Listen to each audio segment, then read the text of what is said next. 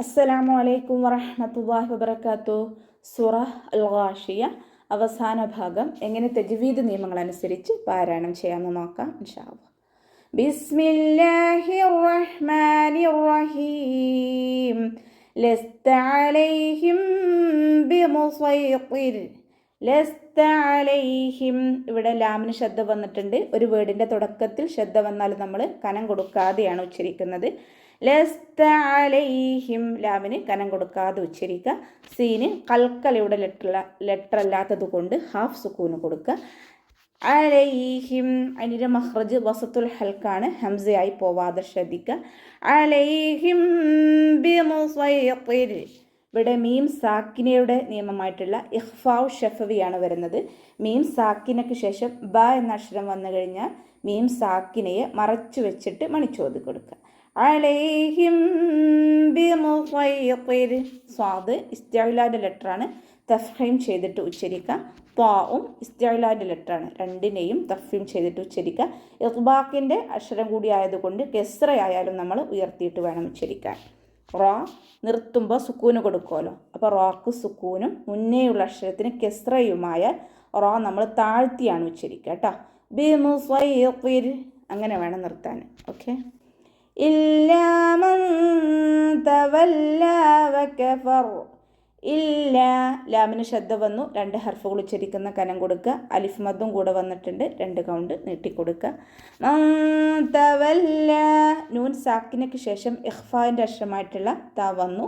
നൂൻ സാക്കിനയെ മറച്ചു വെച്ചിട്ട് മണിച്ചോതി കൊടുക്കുക.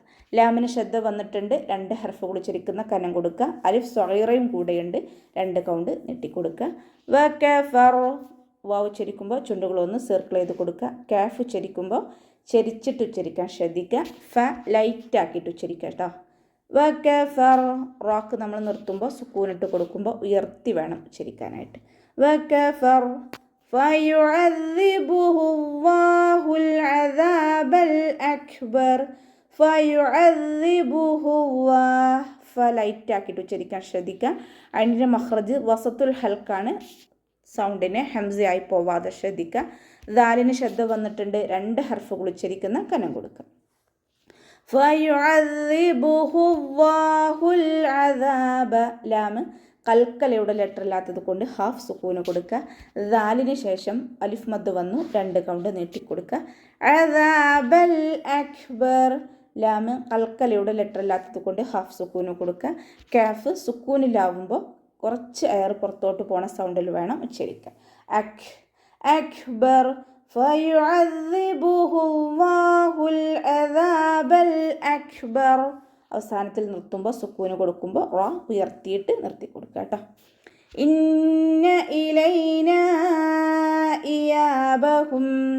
ഇന്ന നൂനിന് ശബ്ദം വന്നു, അക്മൽ ഒന്നയാണ്, നല്ലോണം മണിച്ചു കൊടുക്കുക. ഇലൈനാ ഇയാബഹും, നൂനിൻ്റെ കൂടെ അലിഫ് മദ് വന്നു. അലിഫ് മദ്ദിന് ശേഷം അടുത്ത വേർഡിലായിട്ട് ഹംസയും വന്നു. മദ്ദശരവും ഹംസയും 2 വേർഡുകളിലായിട്ട് വന്നു കഴിഞ്ഞാൽ 2ഓ 4ഓ ഹർക്കത്ത് നീട്ടി പാരായണം ചെയ്തു കൊടുക്കുക. മദ് ജായിസ് മുൻഫസിൽ. ഓക്കെ. ഇന്ന ഇലൈനാ ഇയാബഹും ثم إن علينا حسابهم.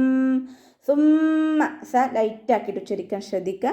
നമ്മുടെ നാവിൻ്റെ അറ്റം മേലെ മുൻപല്ലിൻ്റെ അറ്റത്ത് വെച്ചിട്ട് നാവ് കുറച്ച് പുറത്തോട്ട് കാണുന്ന രൂപത്തിൽ ഉച്ചരിക്കുക വെക്കുക. നാവിനെ കുറച്ച് പുറത്തോട്ട് കാണുന്ന രൂപത്തിൽ വെച്ചിട്ട് ലൈറ്റ് ആക്കിയിട്ട് ഉച്ചരിക്കുക. സുമ്മ, മീമിന് ശബ്ദം വന്നു, അക്മൽ ഒന്നെയാണ്, നല്ലോണം മണിച്ചു കൊടുക്കുക കേട്ടോ. ഇന്ന നൂനിനും ശബ്ദം വന്നിട്ടുണ്ട്, അവിടെയും നല്ലോണം മണിച്ചു കൊടുക്കുക. സുമ്മ ഇന്ന അലൈന, അതിൻ്റെ മഖ്റജ് വസത്തുൽ ഹൽക്കാണ്, ഹംസയായി പോവാതെ ശ്രദ്ധിക്കുക.